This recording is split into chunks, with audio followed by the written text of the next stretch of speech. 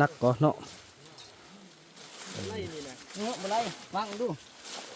น่าดึงว่า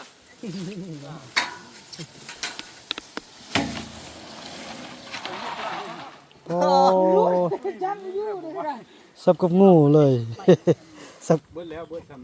ำให้น้ำเสร็จนี่เลยรูปมื่นเอาไปเอามา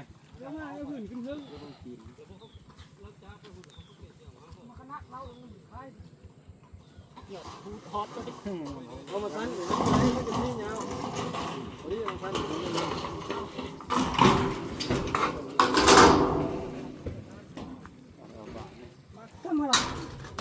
ให้เขาก็บยานเด้อเนาะมีแต่เอาความดีเอาสู้เด้อ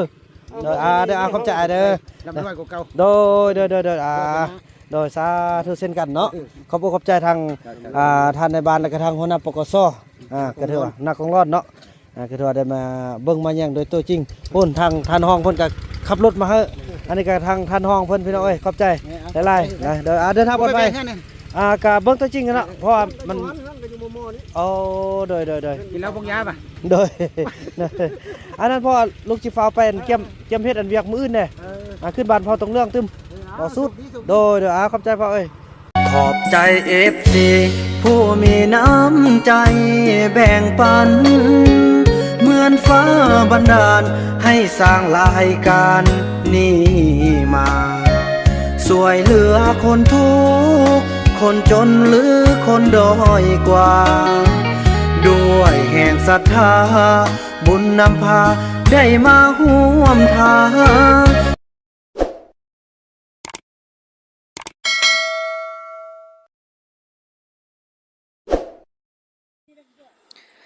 สบายดีท่านผู้ชมเนาะถือว่าหลังจากต่อจากคลิป EP ที่แล้วพี่น้องเอ้ยเนาะก็ถือว่าทางเนาะในบ้านทางปกสทางสนุมบ้านพี่น้องเอ้ยเนาะแล้วก็อำนาจการจัดตั้งบ้านจัดการเนาะในการช่วยเหลือพอตู้กำพร้าก็ถือว่าคนเครื่องมาจำนวนรถซิ่ง2 คันเนาะมาทันแหละพี่น้องเอ้ยอันนี้เป็นบอนที่พอจะปลูกเนาะเฮือนจำนวน1 หลังขนาดกว้างนี่ก็4.5 เมตรพี่น้องเอ้ยเนาะ2 ห้อง1 ห้องโถง1 ห้องนอนแล้วก็ระเบียงบอนที่นั่งเล่นเนาะ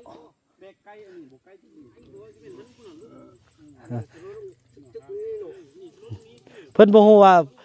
มาฮอดเพิ่นว่ายามใดสิมาปลุก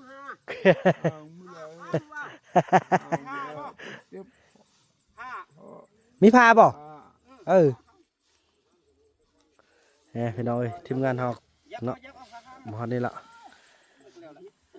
ทางมันยัดเป็นต่อติเย็บเอาก็ได้แหละได้แล้วพ่อได้แล้วเอ้ยพ่อเอ้ยนั่นแหละย่าเพิ่นสิไปทางไปหน่อยนั่นแหละเขาบ่เอาละ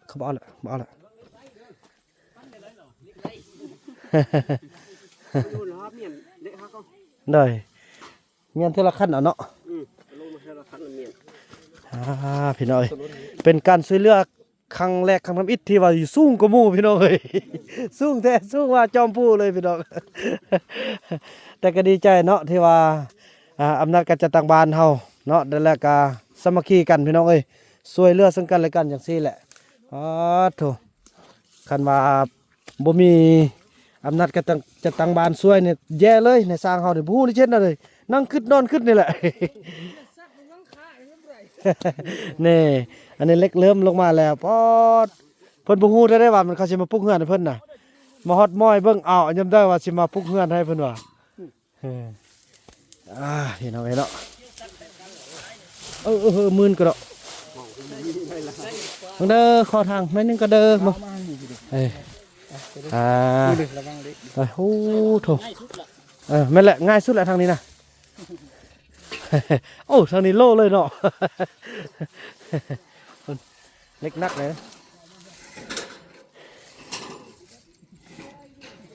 ดันดีเลยมันก็จะต้องมีเรื่องทำผมไว้อยู่นะโอ้ยากินนอนนี่มียากินนอนได้ดินะมีดอกบ่มากมันมีบ่มีเนาะอันนี้เป็นส่วนผสมยาพื้นเมืองพอตรงเรื่องไหนนี่ ยาฆ่าหนอนพี่น้องเ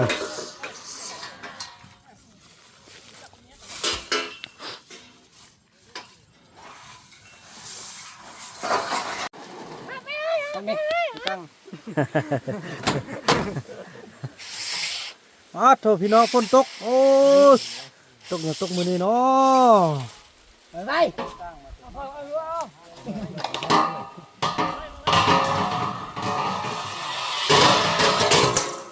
คุยคำนวณไอ้เบิดแล้วนะ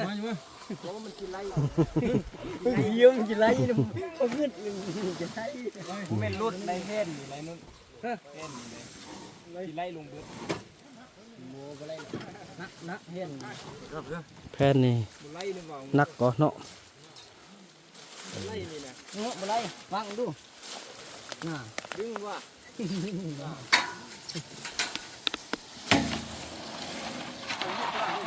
โอ้สับกับงูเลย สับกับงู มาหักโลมาจะหันอยู่เลยน่ะ ก็ฮะแน่ๆร้อง หักก่อ หักโล ค่อย ร้องเรียนจะหักก็ร้องเรียนจะหักหันบุหันก็หักเลย ๆหักก่อโดย สบายดีคือกันโอ้พี่น้องเอ้ยเนาะช่วยๆกันคอยเด้อบันนี้เด้อย่ามาสินั่นเด้อเพอมันเป็นปูนซื่อๆนะมันเป็นบ่เป็นปูนนะมันเป็นมีหยังก่อคืออื่นนะ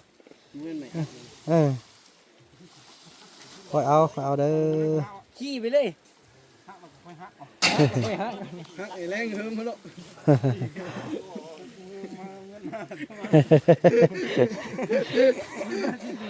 หักช่วยกันเพิ่มเลย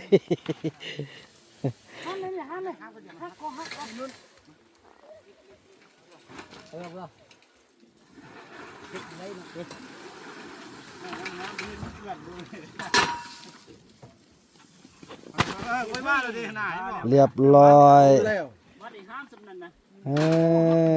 บ่ลิ้นได้ใส่แห่เนาะครับเอาไว้ตัวเอา นี่แต่มันหักยาวเนาะแต่บ่ดีแล้วมันหักเลย เนี่ยนู้น เสื้อละมันนี่เนาะเสื้อละเห็นบ่คอยเด้อ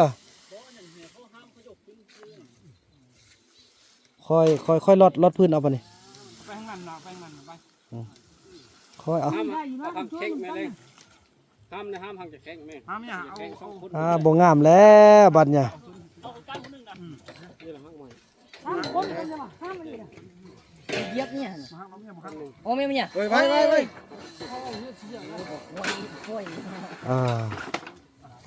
โอ้ไม่เล่านี่แหละเขาว่า ไปก่อน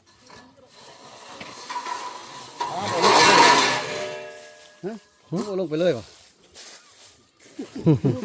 จะเนี่ยลงเบิ่ง หักมัดหนึงกันน่ะโซลาน่ะ ตามมัน ไปต่อเอาเนาะ ใกล้เต็มหน่อมาเห็นหน่อมันจะมาสั้นหน่อ แม่นเลย อ้าวที่มีปัญหาที่ซื้อแม่ได้หรอ ซื้อสั้นน่ะ โอ้ฟัง ย่าอ้าวบัดลงเฮาลงเท่านั้นหาย่างลงน่ะไปใส่รถให้ยัน ไปเอาอันตูเชื่อมมาตูนึงน่ะข้างนึงเด้อน้ำเอาไปตกหน่อ เออ อยากที่บ้าน เล็กโอ้มันเมื่อเสือนะ โอเคเอาเส้นหน่อย เมื่อเสือกัน อ๋อขอต้อนเพิ่นก่อนเนาะ ยืนโตมันมา จะได้ล่มทางบ้านเพิ่นว่าเรื่องต้อนนำโซข้าวก่อนเพราะว่ามันได้ใส่ปูนใส่หยังเลยเนาะใส่แท้เขาเอาขึ้นทางนั้นก็ได้คันรถมอเตอร์พี่เอาทางนี้เลยแหล้วเนาะ ซอกเอาเมียสันได้สร้างมาได้เงินงามละ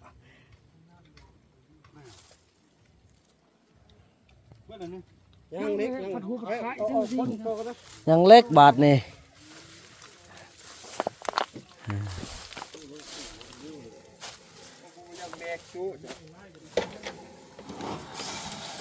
ทาเธอโอนกันไป đi được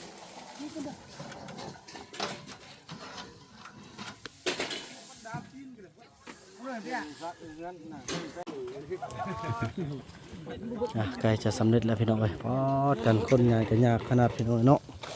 คนก็ตกได้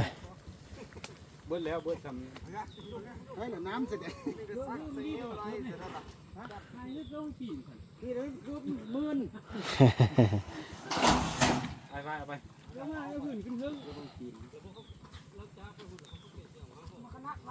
ไป เอามาสั้นอยู่นี่มันจะมียาววันนี้เอาสั้นอยู่นี่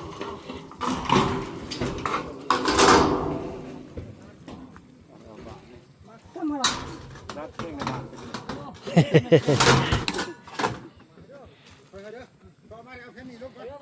อะไรขนาดร้อนวันเห็ดขนาดนู้น อ๋อ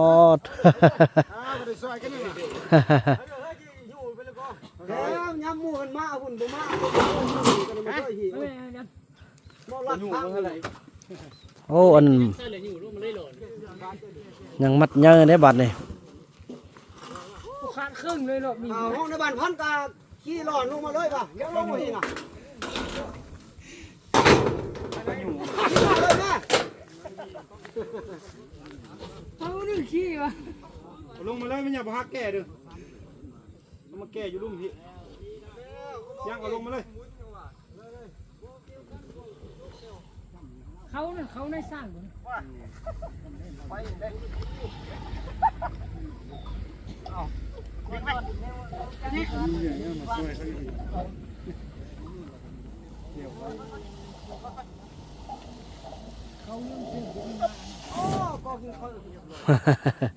โอ้มัดยาวเลยซ่องมัดได้นี่เนาะ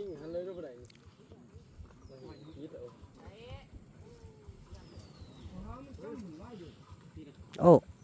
มานี่มีห้องในบ้านเนอะมีห้องในบ้านมาผู้ใดท่านห้องนะ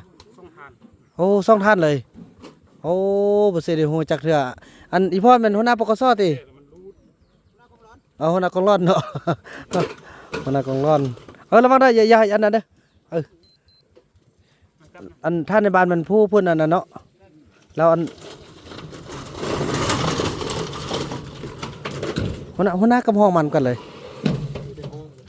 ห้องมันสักคนอ๋อ ผู้หนึ่งขับรถซิ่ง อ๋อผู้ขับรถซิ่งข้างล่างก็เป็นห้องอันกับผู้อันเพิ่นอันพุ่มก้อนกับห้องโอ้พี่น้องเอ้ยนี่ดีใจการสามัคคีกันหนๆกับไป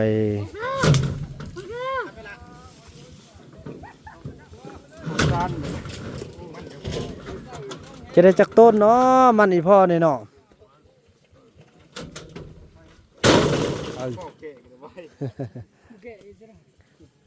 เก๋เป็นยันนะยกเอาเนาะ มัดสุดท้าย หุงล้างอยู่มาเนี่ย ค่อยเด้อ ล้างดูเก๋เสียคน ซักหันแล้วก็ดึงมาตัวนั้นเอาแล้วก็แก้มันมาเลย ล้างเลยก็ได้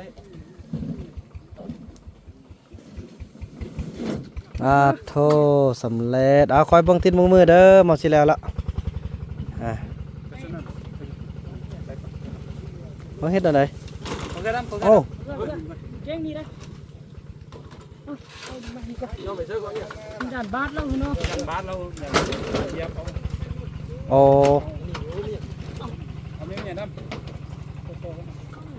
อย่าละย่างไปย่างมาละอย่าละบาดเนาะ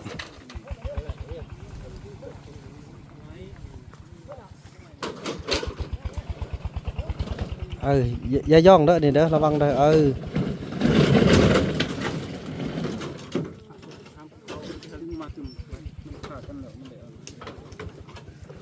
พายุเข้าฮอดวันที่19นี่พี่น้อย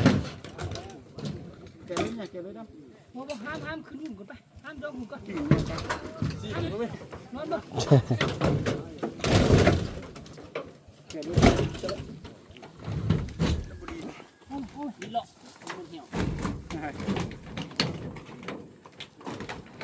ดีก็ผู้จิตแล้วมันเนี่ยคุ้มไปเดี๋ยวเสียงดีเลยรำไว้เลยกู ว้าว ราคาค่ะจากโลกของเมืองไทย ฟังเลยเสียง จ่ายไปก่อน ฟังเลย ว้าวอันแก่ซะโอ้ ส่งซาไป มันจะเหนียวมุกว่า ให้ลูกไล่ไปได้ลูกขาย อยู่ว่างรอมาหลายหันคนคือรูป ก็ ใหม่ ได้เศ เสียง ษ เงี้ยเราไม่เนี่ย ขีดจากเจ้าพันธุ์ตัวใดในกระบอกหูลูกไล่บังดู อย่าดูอยู่ห้อง โหนึงเท่าใดลูกขายหัน ขี้ ขาย ถึง สุ มา ด ป่ะ อ๋อ เช้า เด้อ เช้า เด้อ ไป แม่ ดูฮันขี้ครับป่ะ เดี๋ยวลูกสิอัน เศร้าล เด้อง มาเศร้า ลูกสิคิดอะไรให้เด้อแม่ ขี่ลงมาได้ ยังบ่ทันสำโอ้ยังรอเนาะบัดนี้เนาะโถ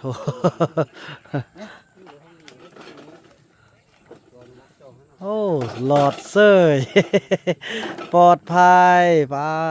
โถปาโถคันเซาลีเฮ็ดนี่ยิ้มเปื่อยๆแล้วหั่นผู้บ่าวน่ะมักขนาดเลย เดี๋ยวนี้บ่มักบ่กล้ามักผู้บ่าวลาวละบ่าวลาวเราเอามีดแทงว่ะมักผู้บ่าวเราสูงเลยมักผู้บ่าวเราสูงแล้วทีนี้ เซาลียานละโดยสบายดีผู้ใดนะเอาโดยสบายดีได้เด้อพุ่นแหละบัดขึ้นเฮือนอันพอตู้คำพาก็เนาะมาเมานํกันเนาะ จะได้ขึ้นเพิ่นได้ก็เนาะเห็นแล้วก็ได้ขึ้นดีดักคักแน่เพิ่นเอา เบิดแล้วเนื้อเครื่องอ่ะ โดย เบิดแล้วก็งานใหญ่กว่านี้เด็กงานแล้วก็ บ่ได้มี จะได้ก็ฟังนำอันนั้นเด้อเรื่องอันนั้นว่าเรื่องน้ำหั่นนะแล้วก็ลมเพิ่นมาเลยเด้อถือเขาได้แล้วก็จีบริการพอให้เพิ่นเอาอุปกรณ์เอาหยังมาต่อเลย เดี๋ยวเรื่องไฟกับน้ำใส่สุบันนี่ให้กับน้ำกับไฟนี่ ชั่วข้าวนี่ต้นเฮาส่งเฮ็ดนี่นะ มันพ่อแม่บ่อยู่ มีแต่ว่าลมปะเลยพ่ออันนี้มาเบิ่งแล้วก็สิแม่นตึม2-3มื้อหรือว่าเบิ่งอากาศนั่นแหละก็ว่าอันนั้นล่ะจึงสิมาสืบต่อ มันจะฟ้องพ่อแม่บ่อยู่มีแต่ลูก ได้จะได้ก็มองว่า จะไปเอาเฮือนบักคำหักนี่บ่เดี๋ยว ไกลกว่านี้บ่เอาเนี่ยบ่เอาเงิน เฮือนบักคำหักอยู่นี่บักคำหัก เฮือนหลัง หมอก็บอก เฮือน ถ้าเกิดเรื่องคนเล่าเขาเนี่ยบอกว่าไหน เฮือนหลังลุ่มนี่เด้มีบ่เฮือนหลังลุ่มนี่นะ มีบ่มีปากลง อ๋อ หรือว่าสิสะดวกเอาห้องนี้ได้บ่ เอาของเขา ได้ ยาวให้กะเอานี่พี่น้องเขา อืม จุงมันบ่ลำอยู่ มีแต่ว่าเอาอันนั้นเอา มีแต่น้ำหันน้ำให้ เอออันนี้ได้ก็ได้ละเท่าก็ได้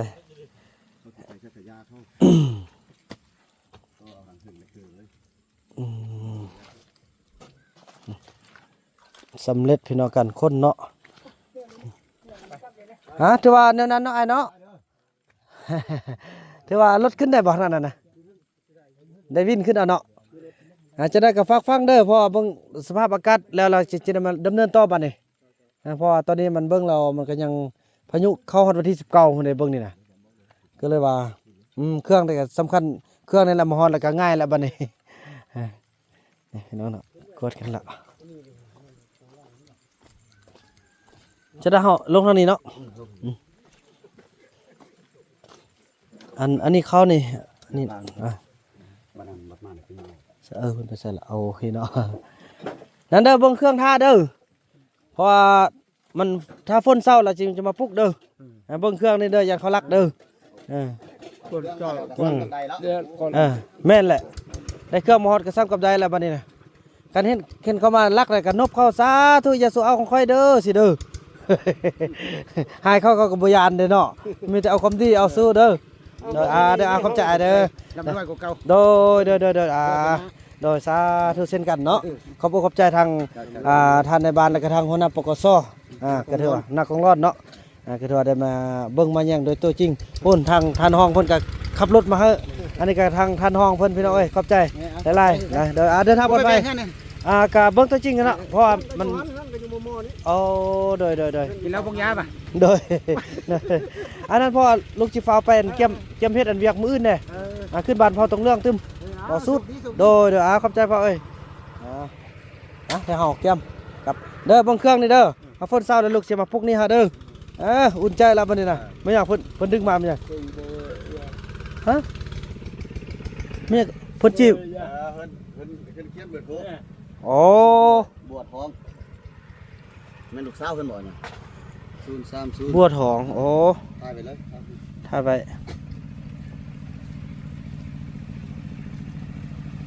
โอเคเด้อขอบใจเฝ้าเครื่องเด้อไปในสร้างโอ้พี่น้องเอ้ย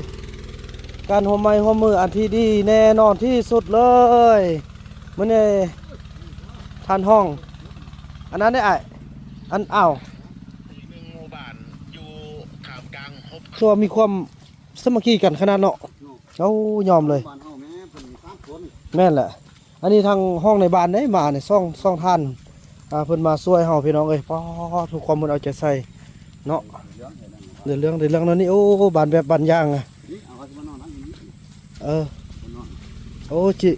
เฮือนไผนี่ นั่นให้บ้านเขาเจ้าเลยเขาเจ้าว่าบ่มีคนอยู่ อ๋อนั่นก็ได้อยู่ดอกเนาะ บ่นอนนี่เพิ่น ได้สนะเล่นขึ้นเล่นลง2-3 หมื่นติ ทำพุทธหามือ เน้อ ทำพุทธเลย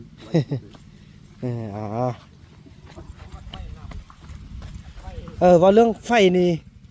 ป้าเนาะเบิ่งเท่านี้ก็ได้เนาะมันคือว่าแล้วก็มีแต่ว่าข้อนำบ้านเขาลงไปไปพุ่นแหละมีแต่ว่าจะเสนอนำบ้านหันว่าเรื่องสายไฟหันเนาะคันว่าตอนทางนี้มาเพิ่นก็หิมห่มใส่เก่าใส่แก่นะถือว่าแนวนั้นเลยพี่น้องถือว่าไปเกี่ยมกลับไปแก้ไขเวียกบ้านพอตรงเรื่องพอมื้ออื่นก็ นอนอยู่นี่ เนาะพี่น้องเอ้ยจังสันนะพี่น้องเนาะขอบคุณทุกท่านที่เมตตาและก็ช่วยเหลือขอให้อยู่ดีมีแห้งร่ำรวยกันเบิดสุขสุขคนกันเนาะคลิปนี้บ่าวบรรดาขออนุญาตกล่าวคำว่าสบายดี